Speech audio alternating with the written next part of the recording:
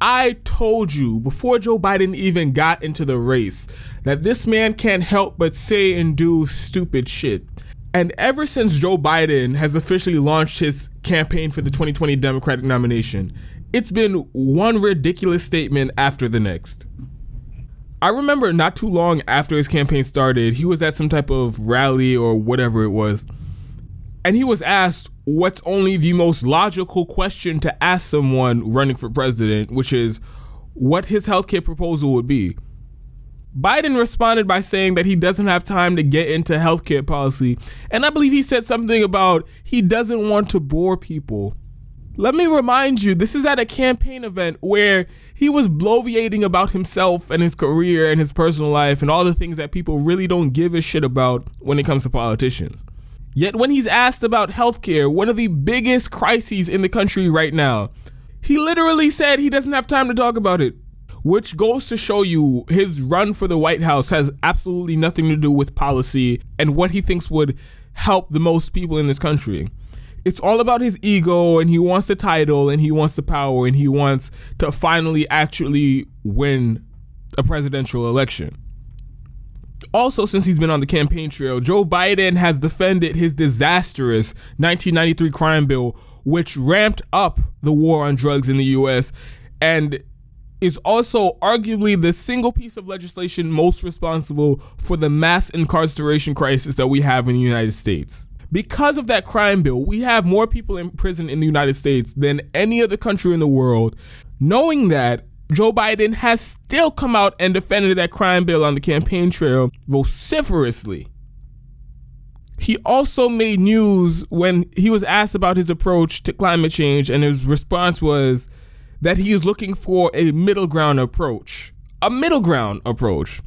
A middle ground between actually doing something to prevent cataclysmic, apocalyptic climate catastrophe, and the other side, which is let's ignore it, let's continue to use fossil fuels, and let's burn the fucking house down. He wants a middle ground approach between those two. His most recent debacle came when he defended the right-wing Hyde Amendment, which prevents the government from paying for abortion procedures. Again, the Hyde Amendment is one of those policies that disproportionately affects people of lower income and minorities who can't afford to pay for an abortion out of pocket. But still, at this late date in 2019, Joe Biden made clear that he still defends the Hyde Amendment. Then after he was rightfully chastised for his right-wing conservative position, he does a complete 180 in less than 48 hours in one of the most transparent flip-flops in modern history, which Biden also got lambasted for by people on the left. Every one of those things are incredibly dumb, and depending on how you look at it, they could be disqualifying for a presidential nominee. But this next statement from Joe Biden is so illuminating about how he would approach every major issue should he ever be in the White House, and I think this alone should disqualify him from ever being the nominee. Of course, along with the fact that he's a corporate sellout and at every turn he takes the most right-wing position available. Joe Biden has multiple times now said that he thinks if he were to become the president, the Republican Party would basically have an epiphany and realize how wrong and ridiculous they've been acting since Trump's been in the White House, and that they would actually be open to working with him. This is so profoundly stupid in so many different ways, I don't even know which direction to go in with this verse. To believe that, you would have to think that the Republican Party was perfectly rational and reasonable prior to Trump becoming the nominee and eventually their president. The problem isn't that Donald Trump became the head of the party and cast some spell on the Republicans that made them all lose their fucking minds. The problem is the Republican Party, for the entirety of modern politics, has been a group of far-right obstructionist extremists. I find it almost impossible to believe that Joe Biden does not understand this. He's been in DC for decades. He's had a front row seat to all of their crazy over the last 30 years. We really don't even need to bring up his career in the Senate to make this case. Joe Biden was Barack Obama's vice president for 8 years. During that time, the Republican Party took the title for the most absurd, ridiculous, obstructionist party in the history of U.S. politics. From day one of Obama's administration, Mitch McConnell and John Boehner publicly said, we're going to block everything this president does, regardless if it is good for our constituents, regardless if it's something that we want, we're just going to block him because he's a Democrat and we don't like him, possibly also because he's black and we don't like black people. They literally broke the filibuster record. The fact that Barack Obama self-identified as fairly conservative and introduced right-wing policies that the Republican Party would normally love was irrelevant.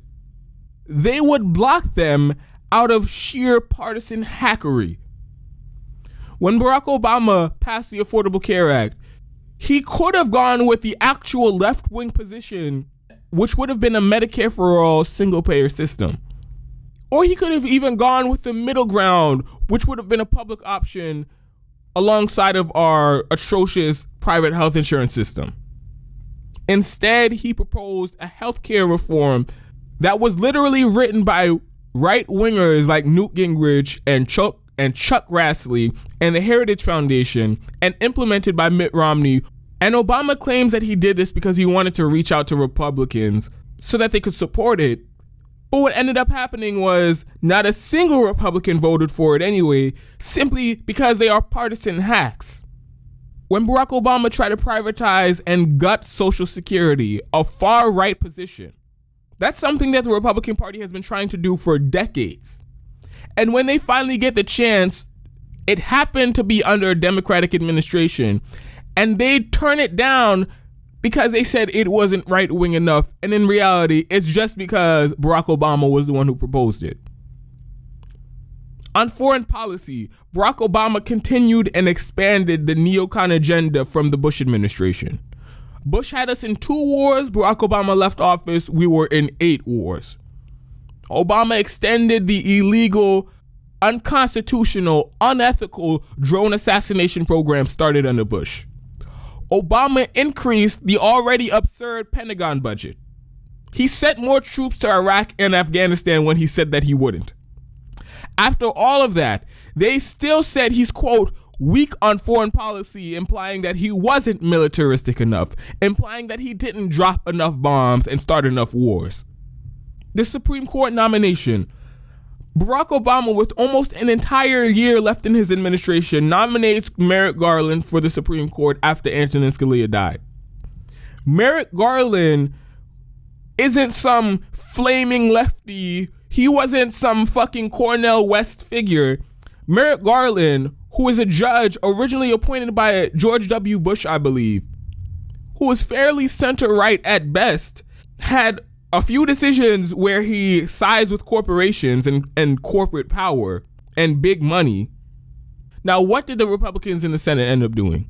For an entire year, they refused to not only hold an up or down vote on Merrick Garland, they refused to even meet with the man and hold hearings. They broke the record for the amount of time that they allowed a Supreme Court seat to remain vacant. And Republicans didn't just start being hypocrites and partisan hacks under the Obama administration. When Clinton was president, they damn near spent his entire administration trying to impeach him because he got his dick sucked in the Oval Office. They made an entire national spectacle and fiasco out of nothing simply because they are partisan hacks who despise the Democratic Party, even though they agree with them on a lot of policy. My point in saying all of this is that to anyone who's a passive observer of politics in recent years, it is abundantly clear that the Republican politicians aren't principled, they aren't honest actors, they aren't even driven by the policies that they claim are important to them. There is a level of primitive tribalism and rank partisanship that drives them that is unmatched by any group of politicians in the history of politics. They don't care what's in the best interest of their constituents. They don't even care if you take their own shitty policies that they propose and you support that. If you're a Democrat, they simply do not like you, and will do everything in their power to obstruct you and throw a wrench in your agenda, even if it goes against their own self-interest. That's what anyone can take away if you're just even a passive observer of politics. But Joe Biden was in the Obama administration, in the White House, coming up with these plans and pushing them behind the scenes, and he saw the absurd levels of obstruction coming from the Republican Party firsthand. He saw Barack Obama propose the right-wing Republican healthcare reform as his own in an attempt to reach out to Republicans, and they still spit in his face, and not a single one of them voted for it. In fact, they turned around and called their own plan socialism to demonize it. He was right there behind the scenes when they slapped down Obama's proposal to privatize and gut Social Security. He was right there when they broke the filibuster record and filibustered literally any and everything the Democrats and Barack Obama proposed. He was there in the White House while Republicans defied all logic and precedent by not holding a single hearing or meeting with a Supreme Court nominee for over a year. Look, I know Joe Biden isn't a smart guy. I still find it incredibly hard to believe, almost impossible, that he really believes that these same Republicans are willing to work with him, a Democrat, if he was in the White House. And maybe, you know what, maybe he doesn't actually believe this. Maybe this is just a cover for him to keep introducing right-wing policies that his donors want him to introduce without actually looking like the biggest fucking fraud and sellout that he actually is. This is a trick that the corporate Democrats like to use. They hide behind this veil of bipartisanship and wanting to come together and get both sides to agree on something, when in actuality, none of them are honest actors. None of them are actually doing what they think is best for their constituents. They're doing what their donors tell them to do. They're doing what's in the best interest, in the financial interest of their donors. So these statements from Joe Biden claiming that Republicans will be willing to work with him and he'd be willing to work with them if he was in the White House, that is disqualifying. We can't afford another Barack Obama administration of proposing right-wing policies, quote, in the name of bipartisanship, and then you get slapped in the face, you get steamrolled, and the whole time you're ignoring your base, you're ignoring what the actual voters in this country want you to do. The policies that would help them: Medicare for all, single payer, free college, ending the wars, a $15 minimum wage, workers' rights, unions, all of those things that would actually help people. You're going to ignore that and instead propose right-wing shitty policies that your donors want and that you think the Republic would make the Republicans like you. We don't need that. We need a street fighter to come into that White House. We need a real rough and tough progressive to walk up in there, both barrels blazing, and advocate for the policies and the priorities that Americans want and need, and who is willing to go to war with not only the corrupt Republican Party, but also the corporate Democrats. Someone who will tell all of them to go fucking kick rocks, because Medicare for all has the support of over 70% of this country, including independents and Republicans. Raising the minimum wage has the support of over 80% of the country. Getting money out of politics polls over 90% at times. Ending the wars polls at over 90%. So if any politician, Republican or Democrat, wants to oppose that, we need the next president to come in and tell them to go kick rocks. Not, oh, I swear all these Republicans are so sweet and they're really nice people, and trust me, if I get in the White House, they're going to show you how good they really are. Joe Biden, you're a fucking clown. You're not serious. You're a fucking joke. You're going to expose yourself by the end of this primary, and you're going to wish you never got in the race, because you're going to be a fucking laughing stock.